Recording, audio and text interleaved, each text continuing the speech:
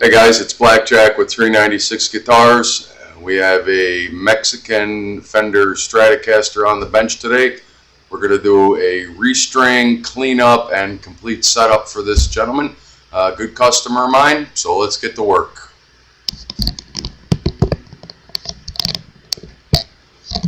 Let's get our camera set up the best way we can. Bear with me, sorry. No, that's not it. There we go. That should be right. So I can get a good picture of what's going on here. Good customer. He brings me his guitar whenever it needs to be restrung. He's kind of a dirty birdie. He's another one of those that doesn't clean his guitar as he plays it. It's all schmutzed up. Looks like he sweats a lot. So his gook is all over it. The fingerboard looks pretty good. Strings are, I think I restrung this about 6 months ago.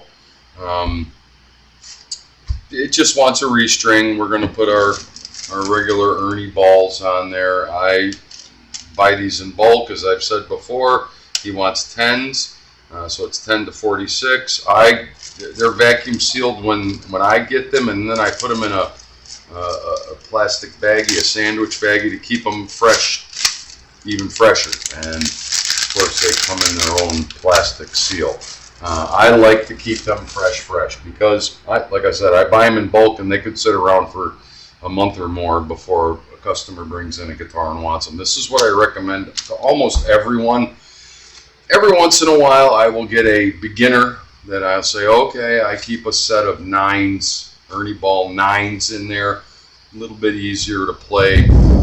It's a totally different feel on the guitar.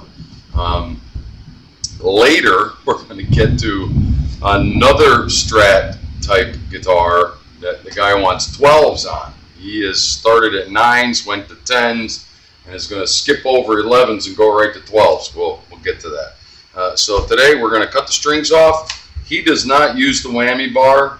I have it set up as a semi-hard tail.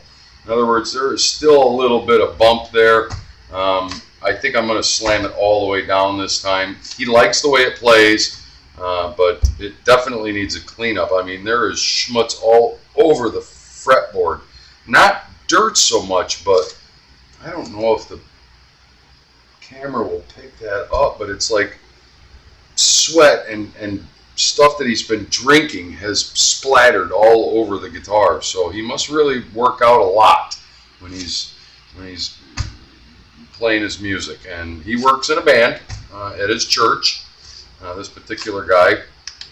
So he is constantly, I'm going to give it to you today, but I need it back tomorrow.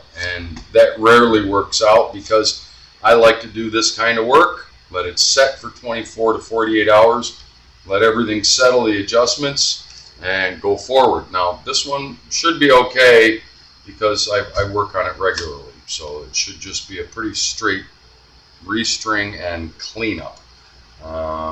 So bear with me, stand by. Okay, so first thing we're going to do is take the strings off.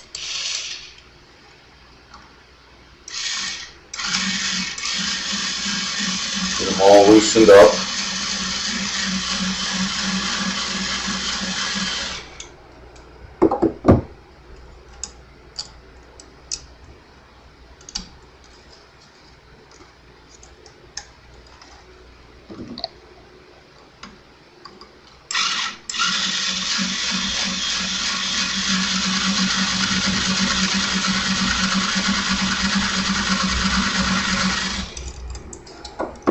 And as you have heard me tell you over and over and over again, unless you know how to set your neck relief with the truss rod adjustment, do your strings one string at a time. I'm going to do this way because I have to clean the fretboard and everything, and can't do that with strings on there. If you're going to restring your guitar at home, I say it over and over and over, do your strings one string at a time. Because once you knock them all off of there, the wood can do some different things.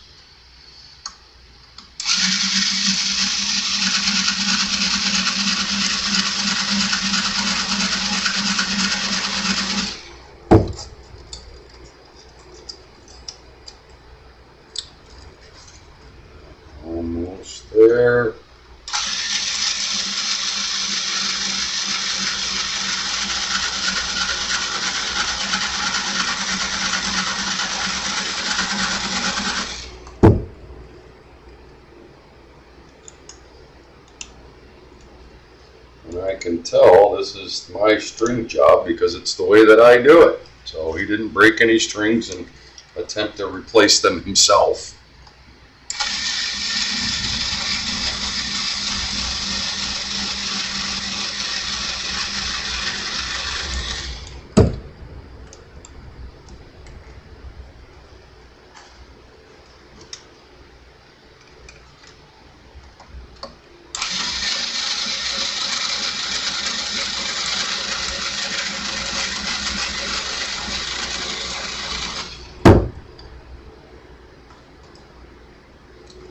So you've seen this several times. You know where I'm going with this. We're going to put the right cutter here.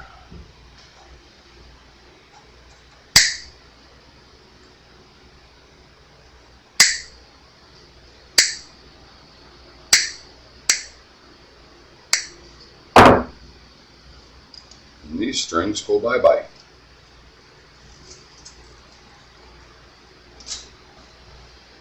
So probably they're not going to want to flop right through there. So the next step is, let's just see if they go through.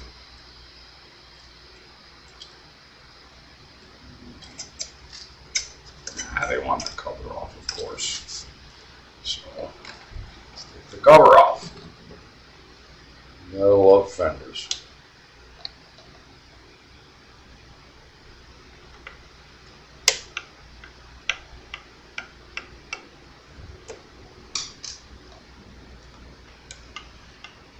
As I said, this is going to be really just a quick restring and setup, and make sure that it's playing as a hardtail. He doesn't use the whammy bar, and that's okay. Some guys do, some guys don't. That's not his style of play. I believe this to be one of two of his main guitars. He also has a Gibson, which I'll have next week, that we're going to do some work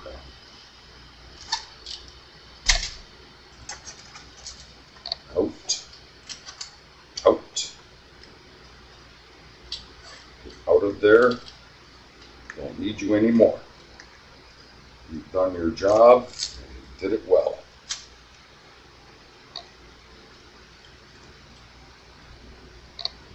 Looks like they're all empty. 1, 2, 3, 4, 5. Why are we missing one? Did one not come out? 1, 2, 3, 4, 5. Okay. Oh, there it is. You jumped all the way over there. Okay. Down.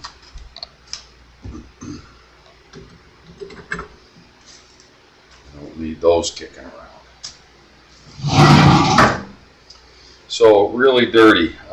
You've seen me clean guitars many, many times. I'm just going to get the brush out, clean off the fretboard. I may even do a fret eraser thing, and I'll show you that.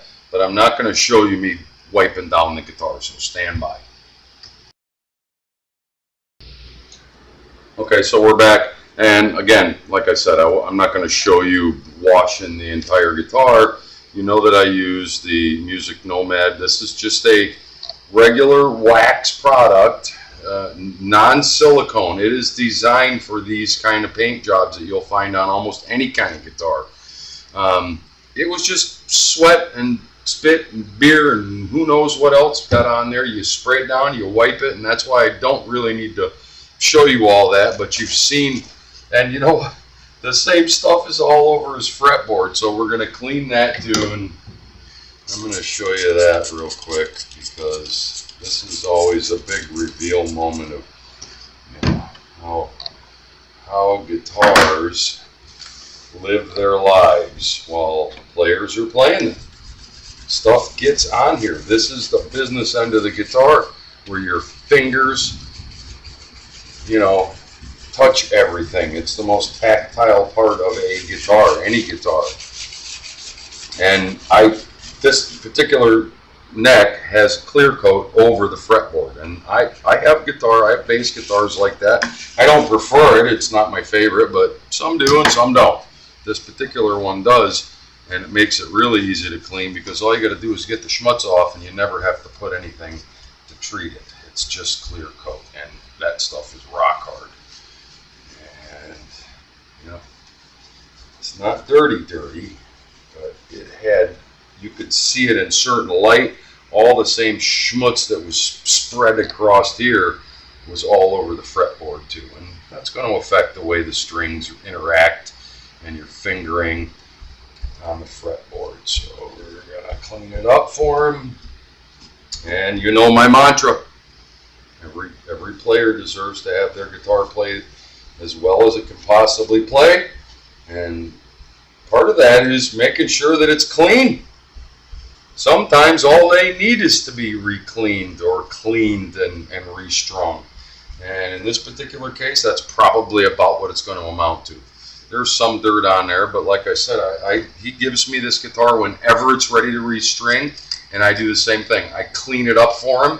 I restring it, do all the adjustments, which we're going to get to in a few minutes. And when he gets it back, he goes, it's like a brand new guitar every time I get it from you. And that's the kind of service that I like to give to every one of my customers. Very nice, very smooth. Later too, I think before I restring it, I'm going to dress his frets. He plays this thing, I can tell, he does. We've got some markings in the frets, nothing to get in a twist over. In fact, they're just markings. Some of them, there's the starting of divots that will happen in there, and I can tell he's more of a rhythm player. He does some leads in this area, not so much down here. And they're a little tarnished, so we're going to polish them up. We're going to take care of that for him. Stand by. So as I said, I want to do this time for him a little bit of fret dressing. And really, you can't look up a definition for what fret dressing is. In this case, I mean, it could be anything from just cleaning up the frets or just cleaning up the fretboard like I just did, or taking it a step further and, you know, polishing a little bit. I'm going to use fret erasers. That's my favorite little thing to clean up frets. Or it could go all the way to leveling the frets, you know, if they really start to get divots in them. But that's not where we're at today. Today we're just going to put some polish on here, and I'm going to try my neatest, newest. And these are designed to, that one's a little narrow. I don't see any. This one's really fat, probably for up here. That just protects the fretboard as you're using the erasers, because the erasers are just a type of sandpaper polisher. So I want to get this on there, and I love that it has a handle. It used to be I had these, and you had to hold them with a finger and get at it. These have a nice handle on them. So this is actually the first time I'm going to use these. So you get to share it with me. 180, 400, 1000. I always start, the lower the number, the more aggressive, then you move to the middle, and 1000 is to polish it. Fret erasers. Let's just get on there. And then there's a polish that you can put on too. So let's see how these work. So maybe this way. Yeah. And this will actually get in there and take some of the tarnish off the top of the fret itself, the fret wire.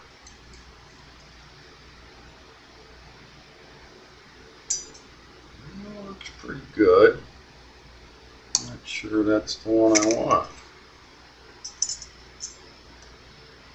They already have a pre-bend in them, and that's what I don't like. Definitely this one. Maybe the fatter one. This would be for a bass guitar. Yeah, the middle one.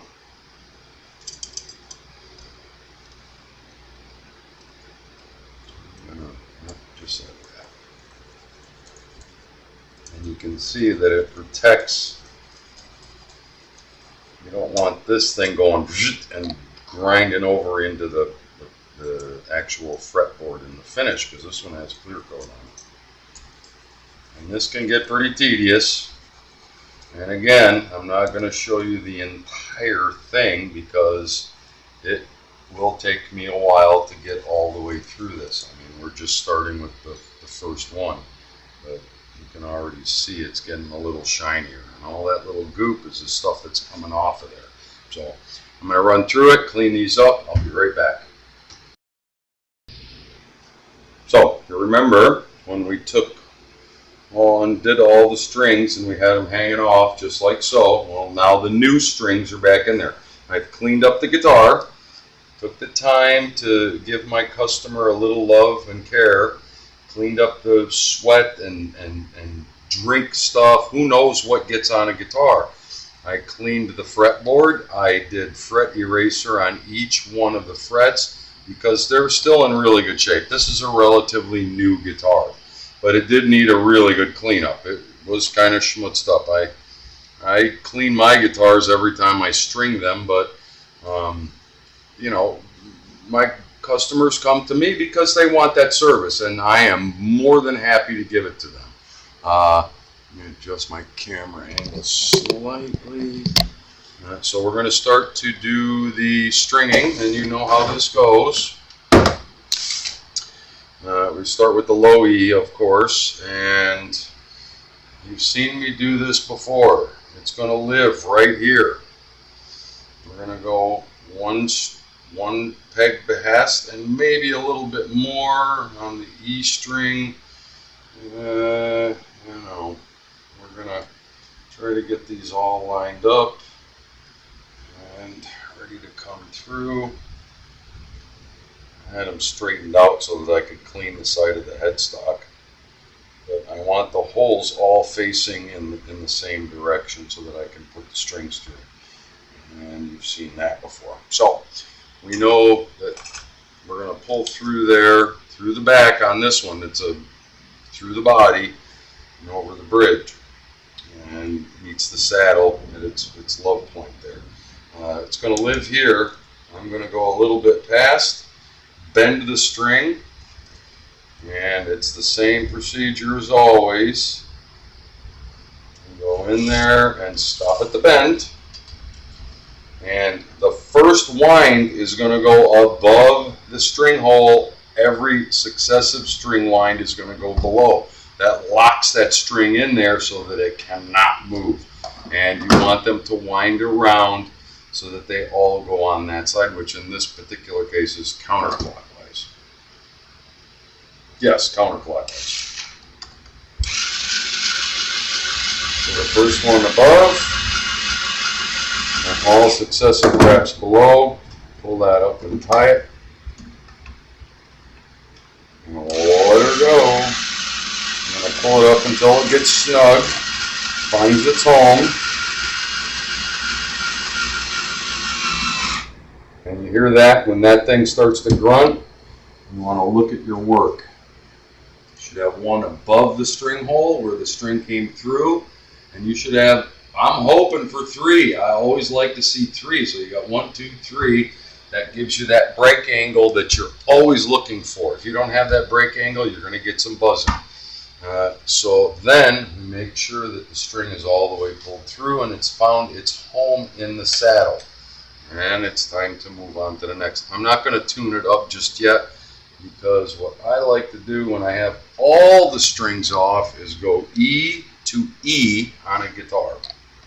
So I'm going to do the low E and the high E.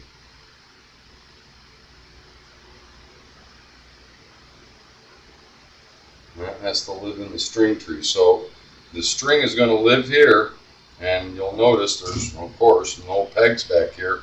But with the smaller strings, they're not as thick as these. We need to go what we imagine to be 1 tune peg and another one, and just a slight bit more, just to make sure that we have enough of those wraps in there. Bend it. That way you know where she's going to stop. And then we're ready to start winding. And remember, same process. The first wind is going to go above the string hole. And once it gets past there, bend that up and lock it. And then every other one should go below. And there might be more on the smaller strings. There might be more reps, but that's totally all right.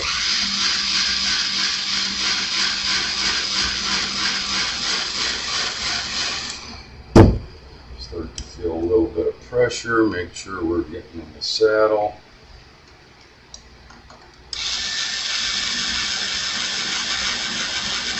And as that thing comes home, make sure that we pop into the string tree. That's what's going to give us our break angle on the high E string.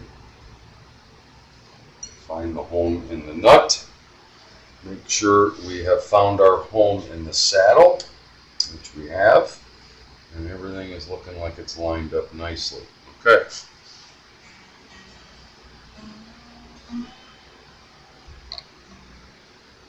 Okay.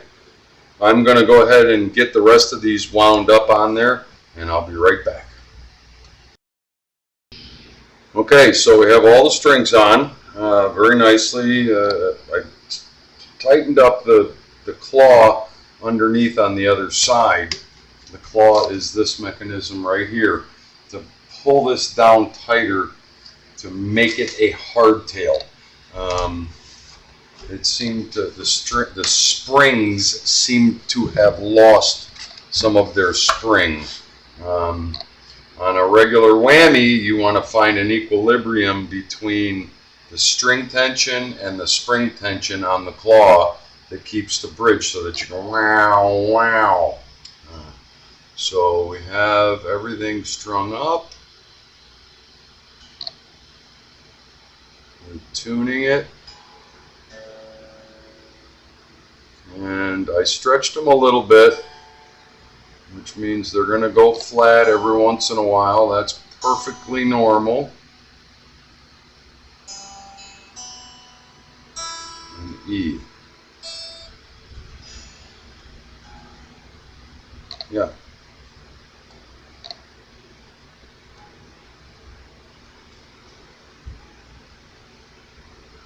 Very good intonation.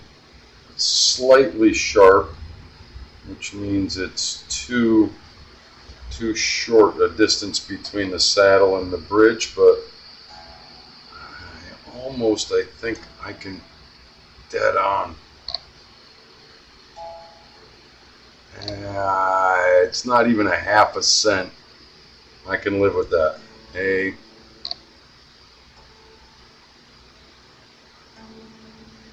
Dead on. Dead on.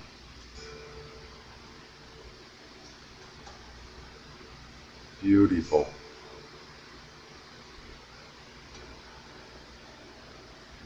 Wait a minute. Try to go slightly flat on me. Beautiful.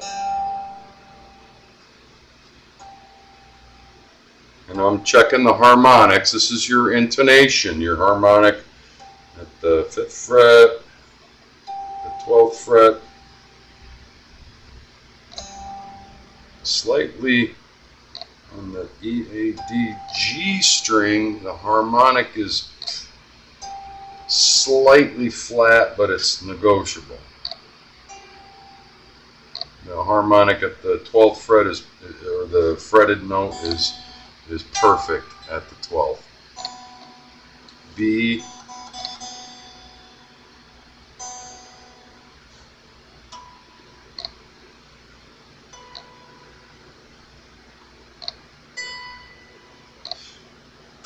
Doesn't get much better than that. And of course, this is all from the previous time I had this guitar. His intonation is perfect. If it's a half a cent off, the ear can't even pick that up. It's the machine is telling me that. I would leave that. I'm not going to start screwing around with this. It's a hardtail. It's set in there. this guitar is ready to rest for a day or two, and then I will go through and check everything again. The last few things that I want to check, just to make sure I didn't miss anything or somebody didn't booger around with something when I wasn't looking, or in the 6 months that this guitar has been played since I had it last, is of course the neck relief. So capo at the 1st fret, finger at the body joint, and you're going to check your 7th fret. 1, 2, 3, 4, 5, 6, 7, and we should be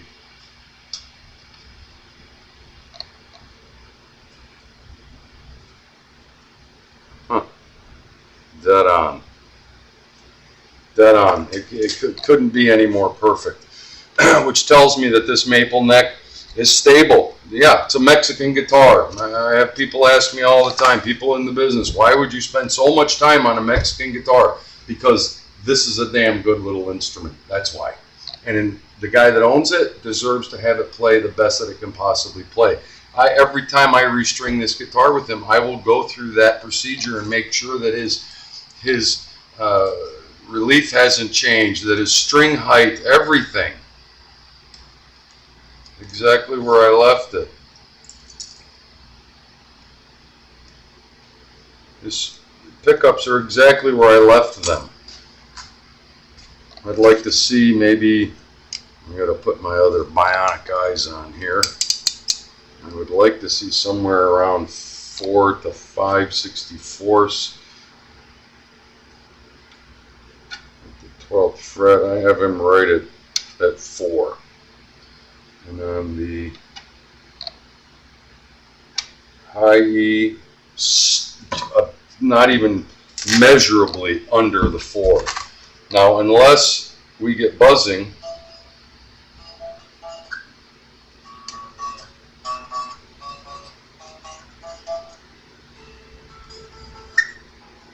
I may rise him up to probably around 5.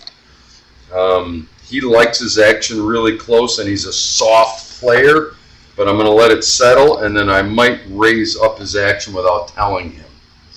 Because I hear, as long as you play light, there's no buzzing. But if you rock that thing, you get a little buzz, and it's,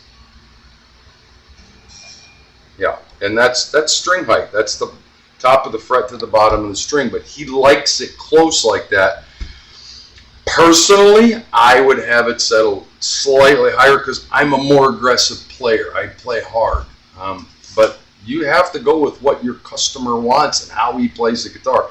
He's a lighter player. He's never going to hear that buzzing, and you wouldn't hear it through the amplifier anyway. Okay, so that's today's video. Restring on a Mexican Stratocaster. Beautiful little instrument. It cleans up nicely every time I work on it. Restrung it. I slammed his thing down even farther to make it a hardtail because he never uses the whammy.